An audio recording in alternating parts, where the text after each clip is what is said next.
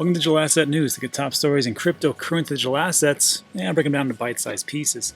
Today we're going to continue on with our story, which goes over the digital Yuan versus the digital dollar. And we're picking up on the second part of the series. We're going to take a look at the US digital dollar and what it means in comparison to the digital Yuan. So let's pick it up right now. And this is what, there's a white paper that was just put out a couple of days ago, and it was fascinating. It's a 50-page document, which we're not going to go over everything because that would be a 2-hour video, but we're just going to go into the highlights. So Accenture, the Digital Dollar Foundation, have published a white paper laying out a proposal for the development of a central bank digital currency in the U.S. So real quick, this is what the white paper looks like. 50 pages, released in May 2020. So yeah, it's heavy, it's thick, it's a lot of information. Let's just break it down. So the Digital Dollar Project is seeking to future-proof the dollar against developments in the way consumers and businesses transact around the world. Great. Project wishes to protect the USD status as the world's reserve currency, which may be under threat with other national governments exploring launching CBDCs. And it's just not China. It's also in Europe. It's also in different parts of the world. I mean, the CBDCs are going to really rapidly expand. And again, if America doesn't get in the game, if Europe doesn't get in the game, if Australia doesn't get in the game, they're going to be left behind. And I think this actually has to happen. Moving on. However, the contribution of a digital dollar to international payments is also emphasized. The white paper points to the possibilities of enhancing competition in international payments and integrating financial markets, which would appear to be a statement of intent regarding the importance of the dollar retaining the status it has enjoyed for decades.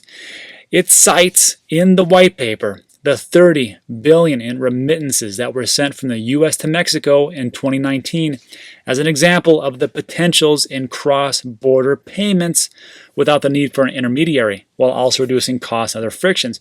And just so you know, if you're new to the whole game, do you know who does a lot of that? Well, of course, it's XRP. XRP does a lot of cross-border payments. How much exactly? Well, they use Bitso for Mexico, and Bitso plans to process 20% of the total transaction volume between Mexico and US. The current share is between 4 and 5. This is the liquidity of the XRP Mexican peso currency pair on Bitso, and it's been rising sharply, as it says right here. But that doesn't really matter. What really matters here is the all-time high.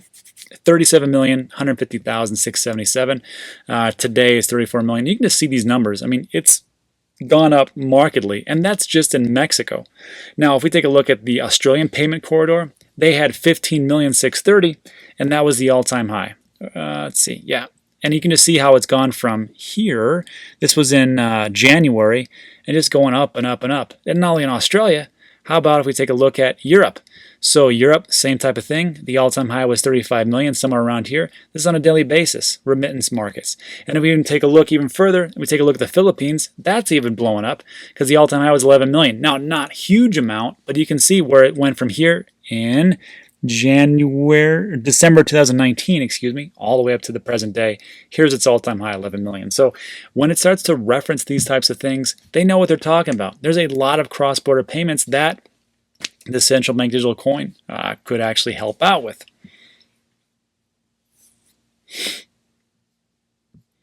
The white paper concludes that the U.S. must decide the role it wishes to play as a way of digital token innovation gains momentum and questions over the dollar's ability to remain a default instrument and unit of account. Interesting. So, moving forward, Carlos Cocuzzo, economist at ING, noted that while countries like Canada and Japan could take a wait-and-see approach, the U.S. can't do that. If, for example, the People's Bank of China were to allow foreign customers or clients to access the digital yuan, that would have an impact on demand for dollars in the foreign exchange market. That's why I talked about in the very beginning, I said, I want you to remember this piece where that lady, I forgot her name, where she talked about, said, yes, we already have Starbucks and McDonald's, and they're already using the digital yen. It's already happening with American corporations. So what this gentleman is talking about has already come to pass, and it's only going to accelerate, I believe. Moving on. addressing privacy, and that's my biggest concern. The project described the balance that needs to be found between complete anonymity and full traceability.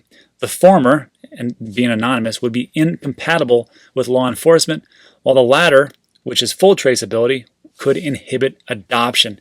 The white paper cites the Fourth Amendment, which protects citizens from unreasonable searches or seizures of property, which one assumes would extend to the possession of digital currency. And guess what? That is already passed in Wyoming.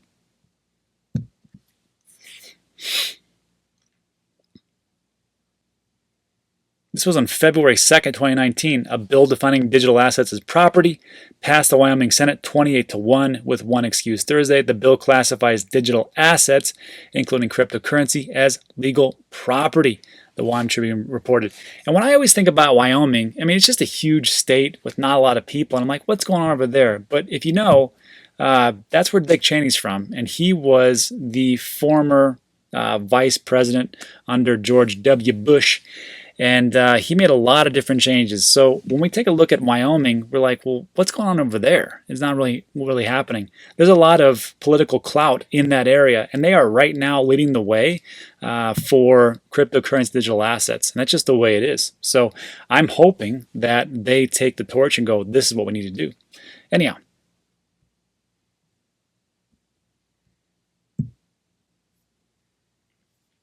Moving down. The champion model would also explore the use of blockchain technology, possibly the number of both private and public organizations validating transactions. Private and public. A digital dollar would then spark a flurry of modernization in existing ecosystems throughout the banking and payments industries. See, maybe that's why they kept it as those intermediaries so they could play catch up and not wipe out an entire industry. However, I just don't see the point of going from the Fed window to the people and using a middle person, because if you have these banks still there, now each bank has their own different agendas and different ways to transfer the money in this central bank digital coin. So it's just going to slow things down again. I don't see the whole point. I think that is actually good for cryptocurrency digital assets because that allows them to come in and actually be a part of the conversation. Places like Stellar, places like Ripple and XRP, and whatever else you want to put in that conversation. Bitcoin, I don't know. So maybe that's a good thing for the industry as a whole. Anyhow, it's the last thing it wraps up. It said this could be compared to the advent of the internet and smartphones, which usher in a wave of innovation and ingenuity in the way of people and businesses are able to transact. A digital dollar, the paper claims, will provide a modern currency architecture to be leveraged and built upon. And I got to tell you, this has to happen because there is no reason why I can send an email to my friend Manish in India and it takes a couple seconds. But to get $20 from my bank here in El Paso to my bank in Houston, it might take 3 days because that's just too hard for today's world. I don't understand how that works. So there's that aspect, and if you know anything about President Trump, if you love him or hate him or whatever, it doesn't matter. You know that he likes to maintain dominance, and he is really going hard at China. And as far as like this tariff war, and it's only going to heat up. So when he starts to hear about these reports, I just don't see how he can't say, yeah, let's just kick back and let China just do their thing. Even if he doesn't understand it. Even if he doesn't understand it perfectly, he's still going to want to get in there and be like, you know what? If they're doing that, I want to do that. That's how I see it. I could be wrong. Let me know in the comments section. But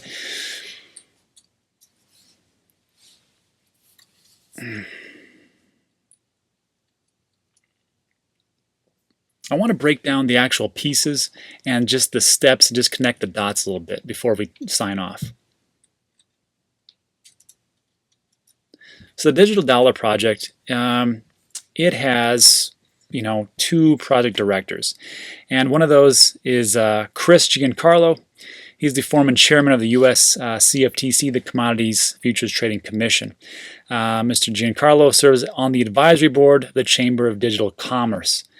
And so what is so big about that? Well, yeah, so here he is, Chamber of Digital Commerce, Board of Advisors. So good for that guy, right? He's making waves. The thing is, there's connections all around, and you have to take a look at what's going on. And this was a tweet not too long ago February 9th, 2019. And it talks about CEO Brad Garlinghouse is going to be the keynote speaker for the Chamber of Digital Commerce at DC Blockchain. So they all know each other, they all run in the same circles, and they're all part of the conversation. Just how much is Ripple and XRP a part of the conversation? Well, they even went so far as to move one of their offices to Washington, D.C. to be a part of that conversation. So I don't know who the head of your project is or whatever. Like with Bitcoin, there is no head. There's just, and that's what makes it awesome. But there is something to be said for the group that wants to shape the narrative about what's going to happen in the future. And I think that is what it is with Ripple here, and probably also Stellar. I think they're part of another group as well.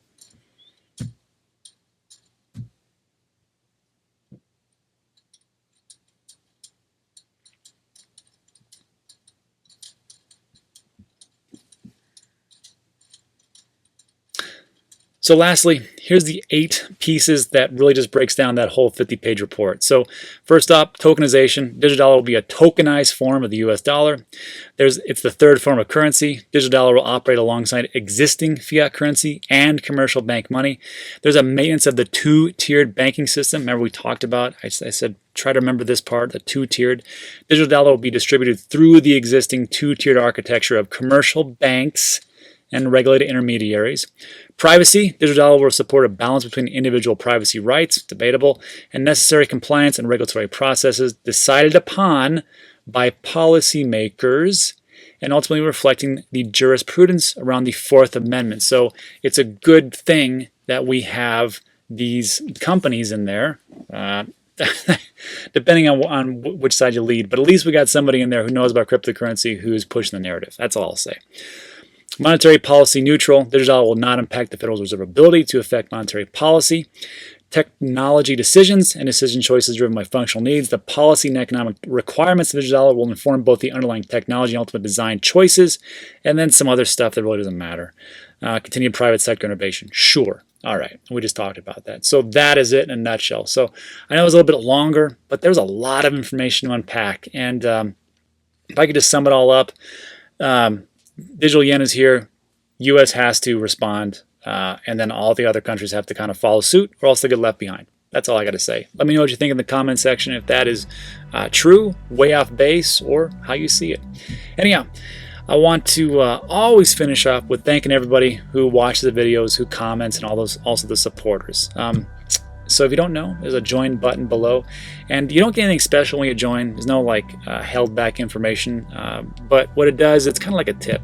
And level 1, they pay a couple bucks, and it's kind of like their show of appreciation, so I want to say thanks.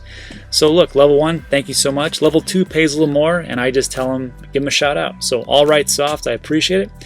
When Mullet, myself, who else? Dave Plum of the Straight Talking Guys, got a YouTube channel, check him out. Grant Sharman, Bruce Wood, Baking Benjamins, Noah Flippin Vegas, Martin Lewin, Michael Ralph, William Howell, The Crazy Crypto Canuck, Tessie Ryusaki Positive, Fire Swing Golf, and our last ones, JC Durex, Crypto Veritas, John Miller, The Office, L. Murg, Michael Jeffrey, our new one, The Kells Show. Check out his channel. He does a lot of gaming stuff. I think he should do more. I think he's kind of falling behind, I would say. Kells, you can do some more stuff there. And then the Mage Research Cam. So that is it for today's video. Thanks for sticking with me, and I'll see you on the next one.